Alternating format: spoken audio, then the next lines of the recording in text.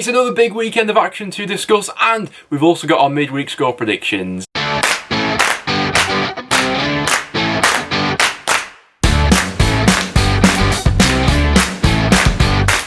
So guys, welcome back to the channel. This is the Championship Roundup, where we will be going over every match that took place this weekend, and then in the second half of the video we'll be going ahead and predicting what we think will happen in the midweek games that we got coming up on both Tuesday and Wednesday. So those games will be in the description down below. Make sure to get your score predictions in. Before we do get into anything though, a big shout out to our sponsors over at OneFootball. As always, you can find the new OneFootball app in the top line of the description down below. Really handy app to have as we are in this new footballing season. If you want to get live updates to your phone whenever a goal goes in the Championship, I always find that really handy to stay on top of every game that's going on at the moment. Obviously right now we really are getting into the thick of it, where it's going to be Saturday, Tuesday in terms of matches flying at you. So if you want to stay updated with everything, OneFootball is the place to be in the link down below. And before we do get into any of the individual games, I will include your guys' score predictions on screen now. So fair play to all those who did get a score prediction correct. It was a pretty unpredictable one this weekend in terms of some of the results. We definitely had some upsets in there. And then if we turn our attention to the prediction league, we have a new leader at the top. Juvest FC are now the leaders with 56 points. I'm doing pretty well for myself. I'm in 5th at the moment, so there are 4 of you guys in the comments down below who are currently beating me in terms of my score predictions. But now without any further ado, let's talk about these games. Starting out with Derby up against Watford. This was Friday night's game. Watford walked away with all 3 points, and it really was an individual moment of quality which went on to win this match, which I think was always going to be the case really, wasn't it? There wasn't all too much in it between each side. You know, Derby ultimately haven't come away with anything from this game, but their performance overall I didn't think was too bad, to be completely honest. They certainly had moments, more so in the second half. I thought they improved going forward when Tom Lawrence came on. I think that having him back for the season now will be a real benefit for him. I think that when they get everyone back fully fit in this Derby squad, they have quite a few options to play around with. But with the way that Watford set up, they're always going to be hard to break down. They don't concede many goals. We've seen that from them so far this season, and with the players they've got going forward, they can rely on individual moments of quality to go on and win matches, and that's exactly what happened in this game. João Pedro with an absolute worldie outside the box, picks out the top corner beautifully. David Marshall's obviously been on top form for Derby lately, so the only way Watford were going to get past him was something special, and it was certainly that from João Pedro. Now Derby did have chances to get back into the game. Tom Lawrence slipped Wayne Rooney through for a one-on-one which he couldn't get on target. Rooney then had a free kick in which he couldn't quite hit the target from. But Watford will take that. You know, after 5 games they're now on 10 points, so averaging 2 points per game. It's been a solid start to the season for them. Whereas Derby may have been left frustrated, but there were definitely positive aspects from the performance. Next up to Oakwell, where Barnsley and Bristol City played out a 2-2 draw. First off, Barnsley started this one quite well. Healick took the lead for Barnsley after just 2 minutes. You could see that they've been working on this type of set piece. It was well taken. Poor defending by Bristol City. I think it was Viner who lost his man in the end, but a powerful header into the back of the net to make it 1-0. And Bristol City just seemed to be off the tempo a little bit for that first half. Going into the second half, they did improve though, and it took them just 2 minutes to get back into this game. Barnsley would have been disappointed with probably how both goals came about. They were both in quite quick succession, and they were both fairly similar with how they went ahead and conceded. The first goal being a counter-attack from Bristol City. Naki Wells had a couple of shots where the keeper does actually well to make a nice double save. Another shot which is blocked. Then it's at the 4th time of asking when they finally managed to get the ball into the back of the net. It's another assist for Chris Martin in this one, but he lays off the ball well for Hunt, and then with the help of a deflection that goes into the back of the net. And then Bakinson with his first goal for Bristol City makes it 2-1. Once again another help from a deflection in that one, but it was at the 2nd time of asking when Barnsley couldn't really clear their line. Bakinson, by the way, had a real standout performance by all accounts. I looked into his in-game stats from this one and seemed to be popping up absolutely everywhere with interceptions, tackles, and then the goal to top it all off. But Bristol City couldn't keep their 100% record in the league going as Cauley Woodrow equalised right at the death for this one. 90 plus 12 minutes from the penalty spot. It was Callum O'Dowda who gave away the penalty, and Cauley Woodrow tucked it away fantastically into the top bins. Barnsley still in search of their first win of the season, but I'm sure they'll take the point here given the circumstances. Next up then we have Birmingham going up against Sheff Wednesday, where it was Wednesday who walked away with all 3 points. This weekend really wasn't one for Championship home clubs. In fact, there was only one Championship team at home that actually won this weekend, which tells you something about how much fans are being missed in stadiums at the moment, especially for home sides. But nevertheless, I thought that on reflection of the whole game, looking into it, it probably was Wednesday who were deserving of this one. Watching through it before the penalty, it was the away side who had the vast majority of the better chances in this one, and were probably unlucky not to take the lead in the first half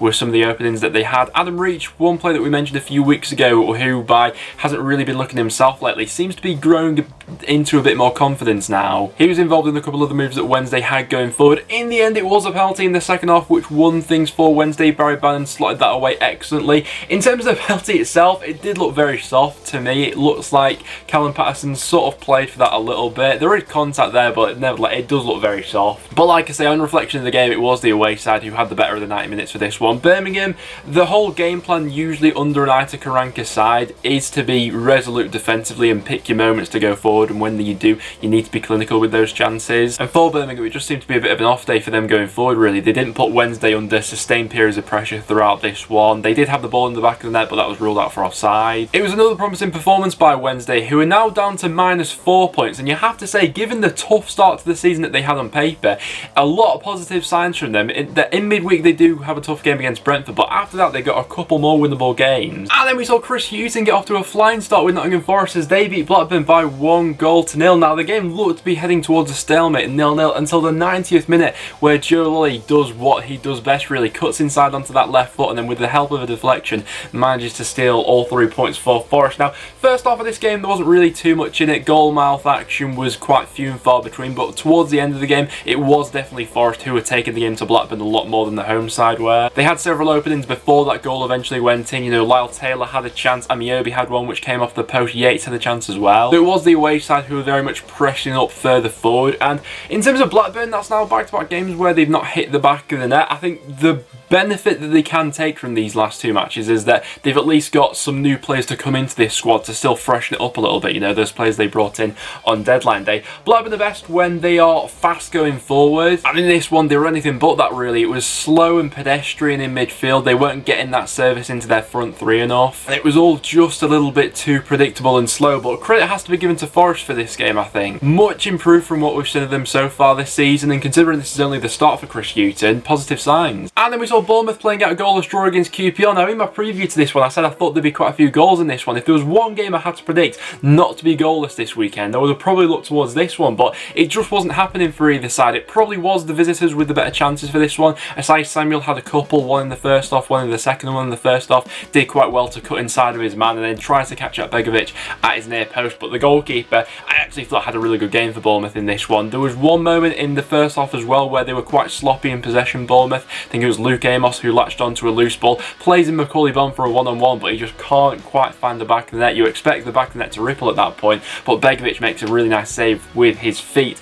Bournemouth's best chance probably fell to Dom Solanke, but he dragged that one wide, and apart from that, just wasn't quite clicking for them going forward in this one. They certainly weren't as quick on the ball as they were in that one against Coventry, where they were opening up a lot more spaces moving forward, but credit has to be given to QPR. Defensively, they were sound for this one. You know, the introduction of Rob Dickey at the back I quite like, and him and Barber could form a decent partnership between them this season. You know, there seems to be a bit of balance between them, so overall, it's not a bad point for QPR on the road against the Bournemouth side, who's unbeaten so far this season, but with some of the chances they had, you can't help but feel like they could have gone on to win it. And then we have Brentford beating Coventry by 2-0. Brentford getting back to winning ways after the last time out against Preston. Now, Brentford looked quite good in this one, you have to say. For the first half, they put Coventry into a few areas, but it was really the second half when they took over. Ivan Toney with a brace in this one, similar to last time against Preston as well. He really seems to be on form now for Brentford. It took him a few games to really go ahead and settle in there, but great link-up play for each of the goals, really, you have to say. Him and Mbemi were linking up for the first one, and a brilliant ball in from Marcondes for the second, and a diving header into the roof of the net to make it 2 for Brentford. After that, they did sit off a little bit, and Coventry were allowed to come on to them a little bit more, and Coventry did have a couple of openings after that, getting some nice balls in from wide areas. I think those are the areas where you can hurt Brentford a little bit, but Coventry had a chance to come off the bar, it just wasn't quite to be, and they did hold out this time for all 3 points. And Brentford, like I said before, being the only home side this weekend to win in the Championship, which is something. But a good result nonetheless for Brentford. That takes them into the top 10 of the Championship now. Next up then, we had Stoke beating Luton by 2-0. Now, there are some sides in the Championship at the moment who I just think are better suited to playing away from home than they are at home. One of those sides is definitely Stoke. I think that with the way they defend and look to hit teams going forward, they're always going to cause problems when they're on the road. Now, one real standout performer from the away side was Tyrese Campbell. He certainly grabbed my attention in this one. Almost scored an absolute worldie in the first half. He went on this mazy run past about 4 Luton defenders. In the end, he saw his shot blocked, but he had a hand in setting up both the goals in the second half. The first one, it was a brilliant inch-perfect ball into Stephen Fletcher with his left foot, and he does what he does best and tucks that into the back of the net. And then, for For the Powell goal as well, he was involved in the build-up with a nice back heel. In the end, he smashes it in to make it 2-0 for Stoke. And it was a shame that he was forced off with an injury. I hope it's nothing too serious, because he is one player who I do want to see become a regular first teamer for Stoke, because he is by far and away their most exciting attacker going forward. But for Luton, things just weren't quite happening for them going forward. You can see by the match stats to the side of me that they had more of the ball in this one, more of the chances as well. But things in the final third just weren't quite clicking for them. Their best chance in that second half to get back into it probably came through Harry Cornick, who had a chance of cutting inside, but Adam Davis saved well. In the end, good 3 points for Stoke, who, like I said, on the road so far, have looked pretty effective. Then next up we have Middlesbrough playing out a goalless draw against Reading at the Riverside, as the points were shared in this one. Now, Middlesbrough did have the golden opportunity to go ahead and win this one. They actually had the ball in the back of the net, but Johnny Howson's goal was ruled out for offside, and after closer inspection it did look like that was a bit of a harsh call, as he did look to be onside for that one. So you could say that Reading got away with one from that aspect, but to be honest, there wasn't all too much in the game. You can see by the match stats to the side of me here, there was only one shot on target in normal time. Probably two of Reading's brightest players for this one were Elise and Ajaria. They both looked to try and create things. Ajaria had two sort of speculative efforts. And we did speak about Reading's underlying numbers a few videos ago, whereby they have been scoring goals up until this point, but they actually haven't been creating all too many clear-cut chances per 90. So perhaps it wasn't to be too much of a surprise that this one ended goalless in the end. But two solid defences for this one, who I don't think will have too many complaints from. Coming up next for Reading in midweek, they'll probably see the Wycombe game as a winnable one and want to get back to winning ways at. And then a real dramatic game, so Norwich claiming all 3 points away at Rotherham as they walked away with a 2-1 victory. Now, it was Rotherham who took the lead in this one after just 3 minutes. Lafado with the goal.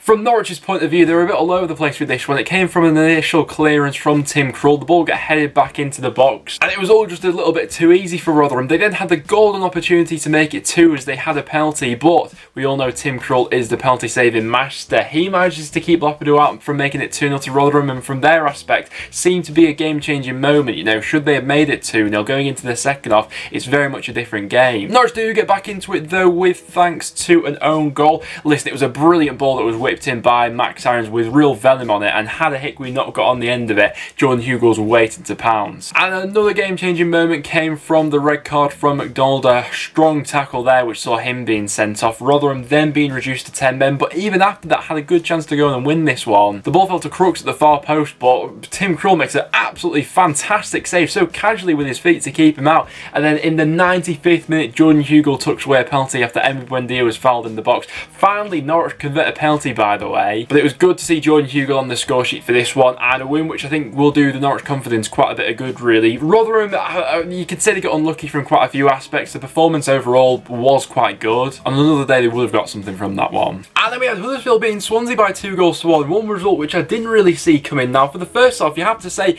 it was probably Swansea on top, and despite all the chances they had, it was Huddersfield who took the lead. In the end, Harry Toffolo getting on the end of a Bakuna shot to make it 1-0. Swansea did respond just before half-time though, Andre Ayew levelling things up from the penalty spot, and at 1-1, Swansea continued to have some chances, but coming into the second half, the levels just dropped off a little bit. Huddersfield, you can see, grew in confidence. They were allowed to have a little bit more time on the ball. That gave them a little bit more freedom to get forward. I think that the goal sort of epitomised what went wrong with Swansea for this one, just giving Huddersfield players too much space and time on the ball in that second half. It was a brilliant finish though. Josh Koroma with the finish into the bottom corner. Great strike from outside the box to give Huddersfield all 3 points. And I think, like myself, like a lot of other people, predicted Huddersfield to struggle at the start of the season, given the recruitment and losing a couple of big players going forward. But you can see under Corberon that there is a clear identity and building process that they are going towards at the moment. And if results continue like this, and if they can build on these sorts of performances, then there's no reason why to suggest that they can't build on last season's finish. For Swansea though, it was a frustrating one, as we also learnt about the news for Morgan Gibbs-White as well, and his injury, where he's going to be out for up to 3 months now with a fractured foot. That's really going to be quite the blow for Swansea. You can see why they went ahead and signed Casey Palmer for this season, but nevertheless, frustrating one. They'll be looking to bounce back in midweek. And then we have Millwall beating Wycombe by 2-1. Now, Wycombe took the lead after an awful mistake by Bartosz Bilkowski, usually one of the most consistent keepers in the Championship. He absolutely made a mess of his footwork in trying to clear the ball, being a little bit too clever with it. But Wycombe did take the lead, but Millwall did manage to see their way back into this one. It was a bit of a clumsy penalty that Wycombe gave away soon into that second half, which Jed Wallace dispatched excellently. Now, Millwall did dominate for large periods of this game. They had the majority of the chances, the majority of the ball as well. However, Wycombe did make it 2-1. Joe Jacobson directly from a corner. We saw him do that quite a few times last season for them, didn't we? However, it was ruled out due to a foul on the goalkeeper. I watched it back, and I do think that Wycombe have got incredibly unlucky unlucky here. I don't think it was a foul at all. And so from that aspect, Millwall have got away with one there. But from that point onwards, it was Millwall who went on to dominate things. And in the end, it was actually a brilliant finish which went on to win the game for them. Ryan Leonard with a finish from outside the box to make it 2-1. And for Wycombe, it just wasn't meant to be. A really frustrating one given everything that went on in that one. And then to finish things off, we had Cardiff beating Northend by 1-0. Preston's third consecutive 1-0 loss at home. There really needs to be something we change about our home form at the moment because it's not clicking for us at all.